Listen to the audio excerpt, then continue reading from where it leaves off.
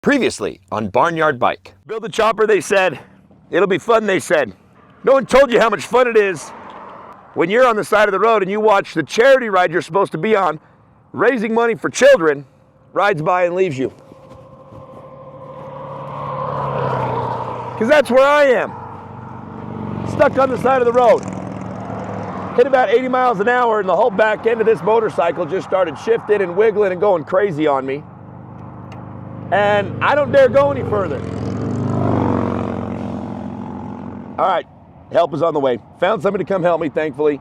He's on his way here, and I'm just sitting here. It's been about, I don't know, an hour, been waiting already.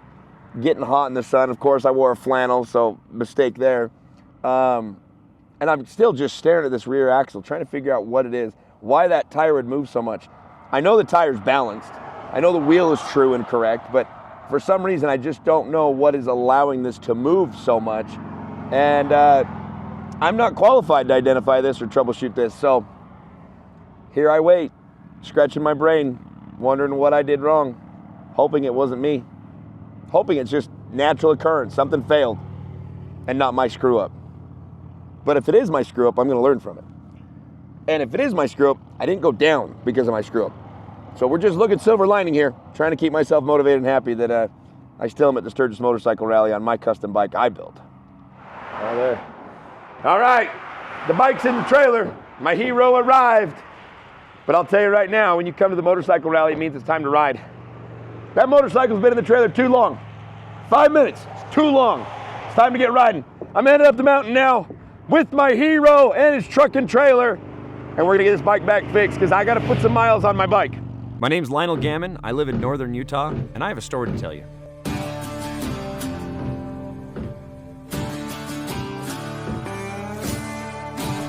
Last season on Barnyard Bike, you came with me on my epic journey as I found my grandfather's 1988 Harley Davidson Softail that had been long since forgotten and left in the barn.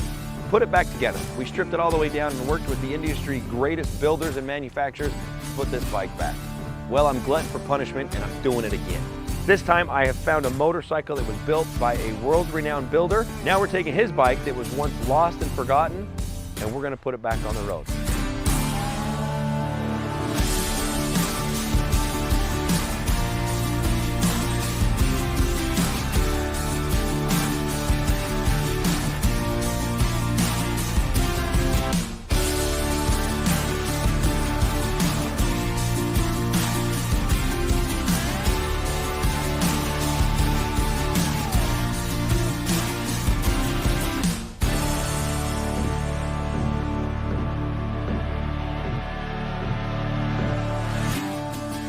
So join me as I take the adventure of my life, building a motorcycle and raising my 3 boys to become men.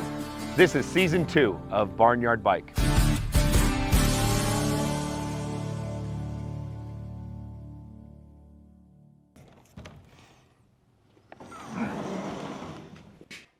Back from Sturgis. Where are you at? Woo-hoo-hoo! God, I forgot how good looking this motorcycle is. And being gone, you forget how far away I am from getting it done. So the upside is I spoke to Rick in Sturgis and he's got the tins are done. So right there, right off the bat, Sturgis was a huge success. Tins are done and en route here. So I'm very jazzed about that. I think once the tins are here and on, including that front end, you know, we'll have tires back on. And I mean, at that point, it's just a few little minor things here and there. I say that there's probably more than I'm anticipating, but I really think we're close to being there. But it's really cool to sit here and look at King Solomon in my shop because how it all started. You know, I bought this bike and thought it was a complete motorcycle, and come to find out it was completely in parts. It was delivered to me, not even delivered to me. I had to pick it up on a pallet. A motorcycle should never be on a pallet. So that's how King came to me. I mean, the history I'm already creating with this bike is some memories. You know, speaking of history, it's cool to think that Rick had the original front end. That's so cool. You know, it was too long. He was scraping the frame on it. He saved it by happenstance. He, you know, gave it to me. We've cut it. We've modified it. It's done at the plater. It's on its way here. And I get to put it back on. I mean, just the history, the story here that, you know, yes, I didn't build this motorcycle, but I feel so connected and so bonded with this bike through, you know, the stories that Rick has told me and the experiences that I've had with this motorcycle here. I mean, having to go through every single nut and bolt in a crappy Ziploc bags that were labeled to try to figure out what they are and what they're not. And to see it where it is now, yeah, there's still a bench full of parts that have to get put on, but I mean, we are almost there. We are so close to having this bike done that it gets really exciting to think about where it's going to be and where I can take this bike.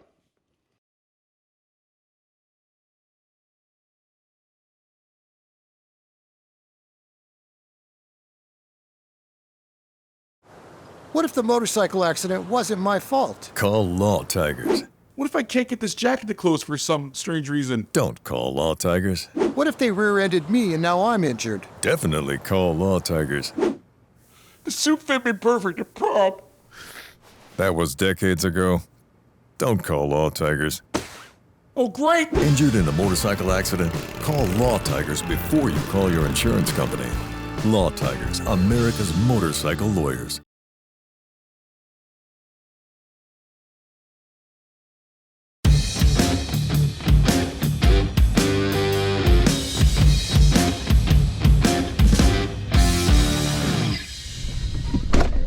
All right, get your seatbelts on, guys. We're going. You guys are asking me where we're going. And Moms needs a break from us because we're all a little crazy. I figured we've been working hard. We've been rodeoing hard. I've been traveling. So let's go to Lagoon. Yeah! What do you think, Hawk? Do you think you're tall enough? What? Probably. Hey, What do you guys want to ride first? I'm gonna ride the sick thing. The what one? The sick blue thing. The sick blue thing. Yeah. Oh, the one that just goes Yeah, up to the sky. yeah. Oh, the big, huge one? Yeah, There's that new one. Next example. Can we go that one? The new That one first? Okay, let's do some that are closer. That one's my favorite. That Which one's one? And No, hold it. That one's my favorite. That one's my. Come on, let's go. Let's go.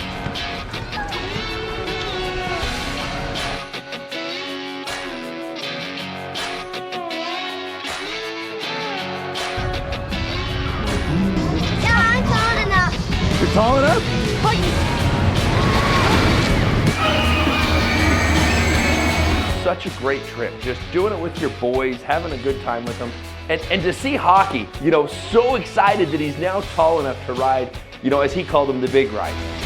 Don't be scared, Hockey. Ready? Set, go!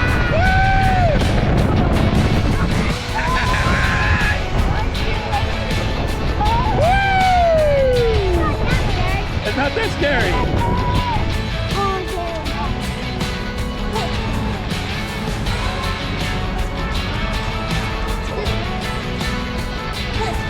You ready, Hawk? You wanna go fast? Yeah. I think we'll go fast when we get on.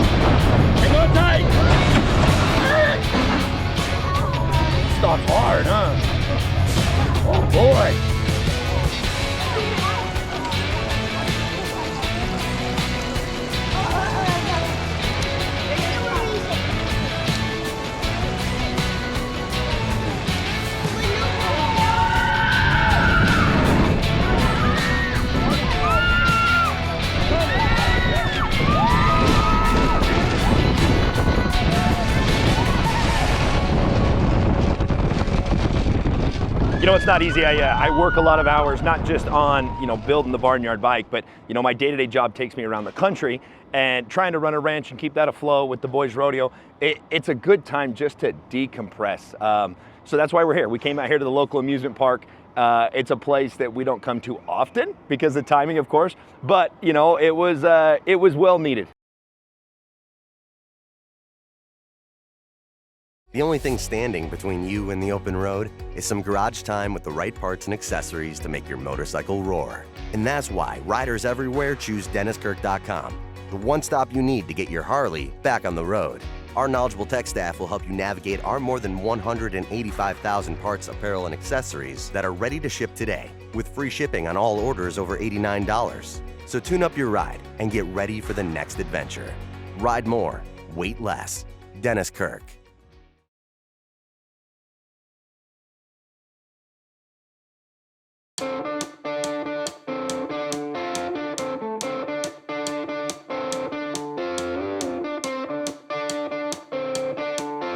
Took the boys, we're here at the amusement park, and we're having ourselves a good time. Just, we're amped up on sugar. We're gonna eat whatever we wanna eat. We're gonna have all the soda. The boys love soda, so they're gonna drink soda, and we're gonna ride every single ride we can get our butts in and on, and just have a good time. A good opportunity to be with just my boys and show them that when you work hard, you can also play hard. You know, we've all heard that, of course, but I gotta put that into effect. I gotta let my boys see it and understand it, and quite frankly, that's what we're here to do, is we're gonna have ourselves some fun. I'm a little nervous. I'm a lot of nervous, actually. Oh boy. Oh boy. I can't put my hands up. No!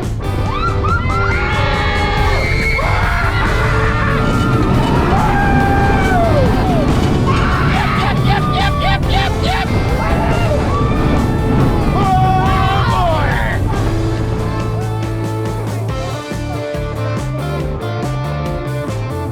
How was it?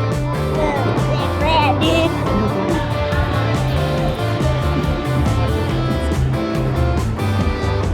Welcome back.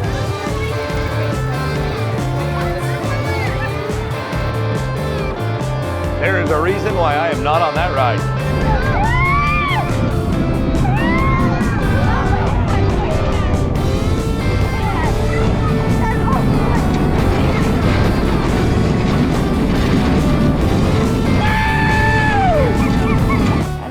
Stressing about his motorcycle, but I'm glad we got to come here. When my dad comes back with a work trip, he usually brings us back a prize if we're being good with whoever's watching us. And I like it because when he comes home, we get to have do a lot of fun things. Break the plates, huh?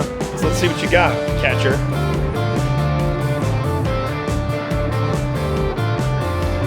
Boom!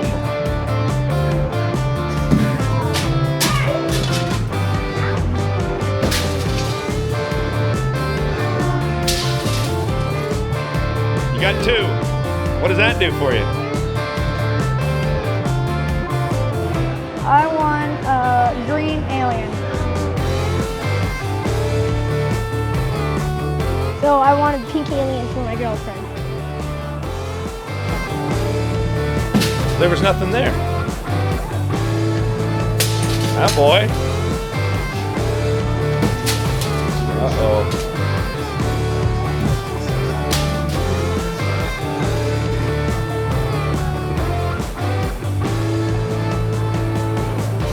There's this little game. You try pop the balloons with these sand in them, then you get a prize. Pop some balloons, nice. Oh no. I'm not aiming for that one. Oh, you didn't throw that one very hard. Throw it harder now. Throw hard. There it is. One more. Oh, hurry. Don't move your feet. Throw it hard. There you go. There it is. There we go. Nice job, dude. Do you want blue, pink, or gray? Great.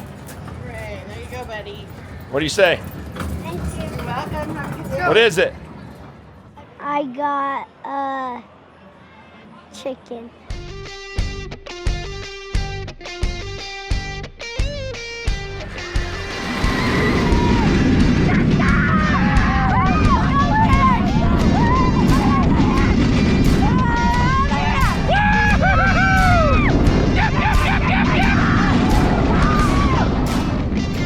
I'm excited to go in here to do here is the sky coaster. It's a 3-person. There's these bungee cords and you lay down and it swings you like this. Oh, snap. You ready, Dad? Yeah, I'm All ready. right, flyers, these boards going to fall with you. Please do not try and catch yourself. Go on. Oh my gosh, I don't like it. I don't like it.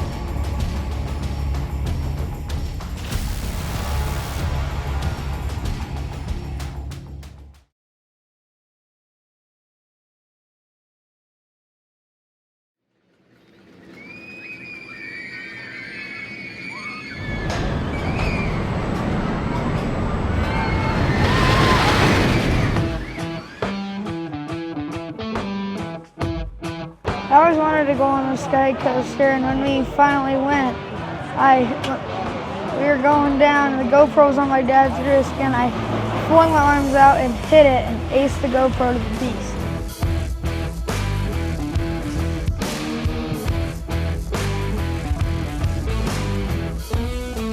So the boys have always been dying to do the sky coaster. So the sky coaster is a ride that's 150 feet up, and you get strapped into a harness system and a cable pulls you up. Well, this turns into a teaching moment for my boys, because the instructor there was telling us for safety reasons, we keep our arms linked until after the full first swing.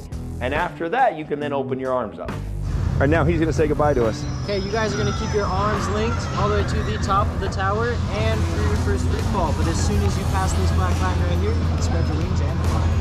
Have fun. Well, when you're at the top, you hear a countdown and you actually have to pull your own ripcord. So the boys Rochambeau'd and Holden wins, so he's the guy that's got our lives in his hands. We hear the 3, 2, 1, Holden rips that cord and we take off. Well, we get midway down this free fall, right as the cable catches us, Hayes gets excited and shoots his hands out, he wants to fly.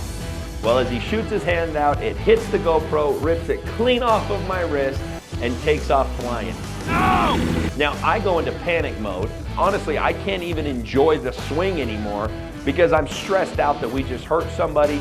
Hayes is stressed out of his mind because he's worried about the GoPro and probably afraid that I'm gonna rip his head off. We get lucky as we get off the ride. Come to find out the GoPro went tumbling and did its thing. It's completely demolished. But it stayed within the confinement area of the sky coaster. Oh, that sucks. We didn't hurt anybody, and we got a teaching moment. So teaching moment 1, GoPro 0.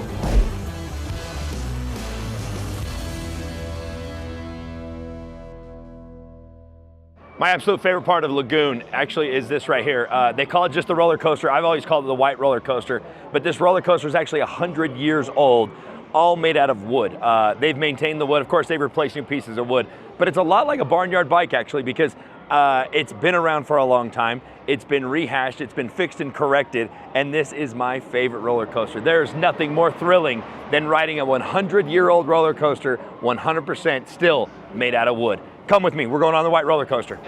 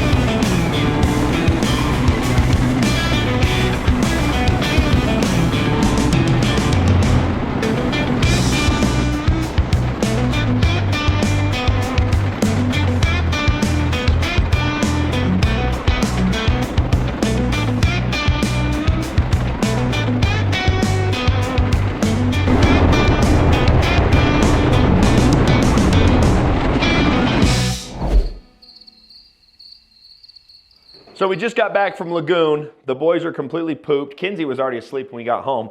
I'm still a little jazzed from all the adrenaline, so I decided to come out to the shop. King Solomon is heavy on my mind on making sure I can get it done. And quite frankly, there's no place I'd rather be if the family's all asleep, is I'll hang out in here with the motorcycle. And as I do, I get a little stressed, a little worried and concerned because there's a lot of work that still needs to be done.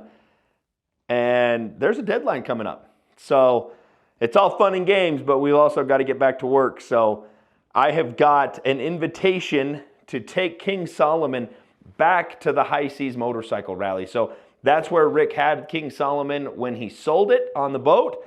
And I have now been invited to bring this motorcycle back on the boat. So the clock is ticking. There is now a hard, fast deadline. It's not just when I can get it done. It's now we've got to get it done because the cruise is coming.